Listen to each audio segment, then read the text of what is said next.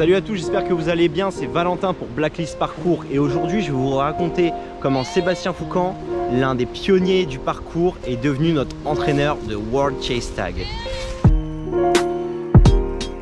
Donc pour commencer, il y a deux questions. Moi je pense que la question elle est vite répondue. La première c'est quoi le World Chase Tag? La deuxième c'est qui Sébastien Foucan, ok? Donc le World Chase Tag, pour ceux qui ne connaissent pas, c'est le jeu du chat en mode extrême, ok? C'est le jeu du chat en mode je vais te niquer ta mère, ok? En mode je vais te bouffer, en mode je vais t'attraper mon petit, je vais te manger. C'est le même jeu du chat que tu faisais quand tu étais à la récré, sauf que là c'est sur 12 mètres par 12 mètres. Il y a des règles, tu as 20 secondes pour t'échapper. Si tu t'échappes, tu marques un point pour ton équipe. C'est en 6 contre 6 et c'est de la bombe. Ça court dans tous les sens, ça esquive, ça roule, ça se casse la gueule, ça saute par-dessus les gens pour les attraper. C'est magnifique, c'est puissant, c'est instinctif, c'est animal, c'est tout ce qu'on aime dans le mouvement. Enfin, nous on adore. Et donc c'est un jeu qui a eu des gros buzz en 2018-2019. La vidéo la plus vue, c'est la nôtre, ok, de la compétition de 2018 contre les Américains. Et donc l'histoire de Blacklist et du Chase Tag a commencé en 2017 quand on a fondé Blacklist. Et en fait on avait vu les vidéos du premier World Chase Tag, c'était en 2016, et on avait vu notre grand idole Daniel Ilabaka qui participait à la compétition de Chase Tag. Et nous on a trouvé ça trop cool, on s'est dit putain, il fait des mouvements de dingue, c'est trop beau comment il bouge, on veut faire ça, je suis sûr on pourrait être bon là-dedans, venez on y va. Et on cherchait vraiment à se développer en tant qu'équipe, à essayer de multiplier les opportunités pour se faire voir. On participait à Ninja Warrior, Ultimate Beastmaster, voilà, on était en mode, toujours d'ailleurs, mais on commençait vraiment à attaquer le game et pas juste s'entraîner dans notre grotte et à essayer de sortir de notre grotte justement. Et donc on contacte les Damien et Christian qui sont les fondateurs du Chase Tag. On se présente, on dit voilà, on est l'équipe Blacklist, on aimerait participer. Et à l'époque c'était Nabil, Mehdi, Valentin et Marc. Et Marc et Abdallah n'avaient pas pu venir. Et on va au Chase Tag et tout, et on y allait un peu la fleur au fusil. On s'était vite fait entraîner sur un parc à côté de chez nous. Et on arrive là-bas et on se dit bah vas-y, c'est parti, Chase Tag, go. On n'avait aucune stratégie, on savait pas quoi faire. En fait, notre premier combat était contre l'équipe de Sébastien Foucan. Donc Sébastien Foucan, pour ceux qui ne le connaissent pas, c'est l'un des pionniers dans notre pratique parcours, art du déplacement, free running. On va dire parcours pour faire simple, hein. Donc c'est le pionnier de la discipline du parcours, ensemble avec les Yamakasi et David Bell. Donc il fait partie de toute cette meute de gens qui s'entraînaient en banlieue sud d'Evry. Et voilà, il a développé toute une philosophie autour de ça. À partir de là, il a fait un documentaire qui, moi, personnellement, m'a beaucoup inspiré quand j'ai commencé, qui s'appelait Jump London, où tu le vois en Angleterre, aller faire 2-3 sauts et parler beaucoup de la philosophie autour de la pratique. C'est-à-dire de libérer son esprit, d'être dans le moment présent, d'accepter chaque moment comme il vient, l'entraînement qu'il y a derrière pour durer, enfin bref, tous des trucs qui moi m'ont beaucoup touché et des trucs qu'on n'entend plus beaucoup en ce moment. Vraiment c'est pas des trucs que tu vois quand tu regardes les vidéos des Storors. Quand tu regardes les vidéos des Storors, c'est juste regardez, on va faire un truc cool, regardez, on va échapper à la police. Alors je suis pas en train de hate sur les Storors, je trouve que ce que font les Storors c'est de la bombe, mais ça manque de fond un peu philosophique, je dirais. Callum apporte ça chez les Storors beaucoup, mais bon, quand tu regardais les vidéos des Yamakasi, de David Bell, de Sébastien Foucan, t'avais vraiment les mecs, ils étaient inspirés par l'univers, quoi. Quand ils parlaient, on dirait qu'il y avait autre chose, c'était de la poésie. Enfin, il y avait quelque chose qui touchait à l'âme quand t'entendais certaines choses qui étaient dites. Tu trouves plus ça maintenant, enfin bref. Et donc Sébastien Foucan, voilà, grosse référence. Après il a fait aussi ce qu'ont fait un peu tous les gens qui ont été successful, et tous les gens qui ont réussi un peu dans le milieu du parcours. Il a fait cascadeur dans des films, notamment James Bond, il a travaillé avec Madonna, enfin ouais, il a fait tous les trucs un peu fancy du monde du showbiz. Et voilà, donc il était là. Moi j'avais déjà rencontré sur 2-3 événements. Et en fait on joue contre Sébastien Foucan et on se fait défoncer.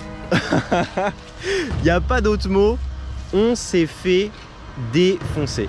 On s'est fait défoncer. Moi, j'étais 2 fois contre lui, je devais l'attraper 2 fois et 2 fois j'ai pas réussi à l'attraper. Alors moi dans mon ego à cette époque, je me disais oh c'est moi Valentin Dubois, je suis le gagnant de Ninja Warrior, je suis un athlète de speedrunning, le petit vieux c'est sûr je vais le choper, il a aucune chance et tout. Et il m'a baladé, je me suis ramassé 2 fois comme une merde, les 2 fois où j'étais contre lui. Et en fait j'étais juste sur le cul quoi, je me suis dit mais c'est quoi ce bordel? Donc au final on fait nos matchs, on perd nos 2 matchs, on est dégagé, en plus Mehdi s'était blessé, enfin bref c'était vraiment la merde. Bon ben on garde la bonne humeur, on rentre en France et puis la vie continue.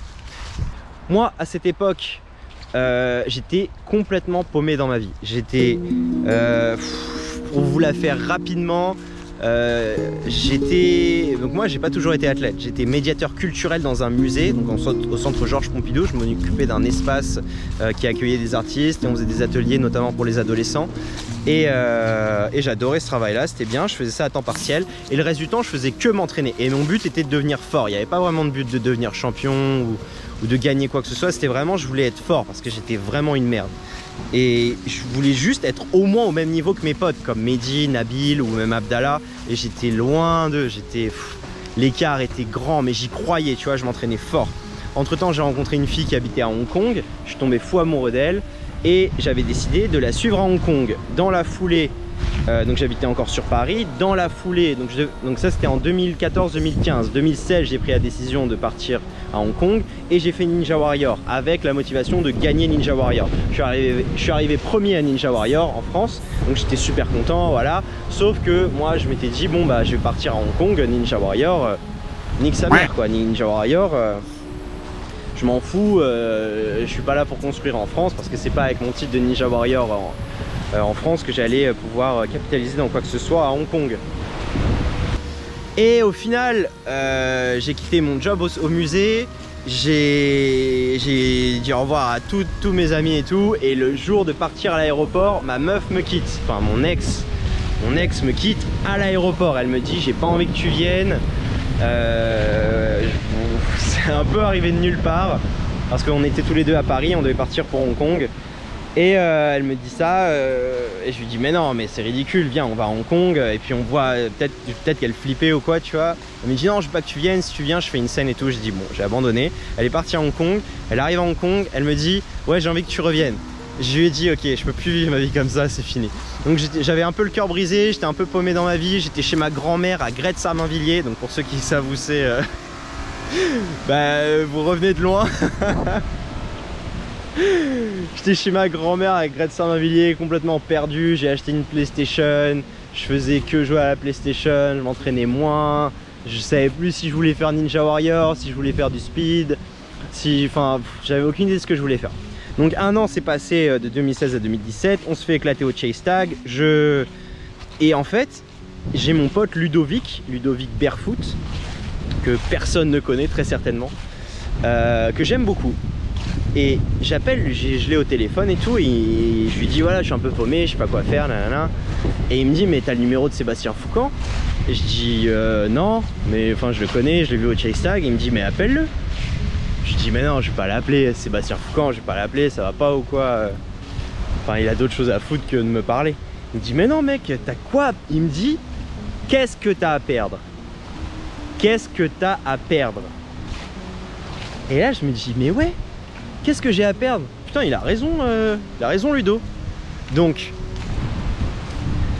j'envoie un message sur Instagram à Sébastien Foucan. Je lui dis ah non, je sais plus ce que je lui ai dit, un truc du genre ouais est-ce qu'on peut s'appeler, j'aimerais te poser des questions et tout ça. Et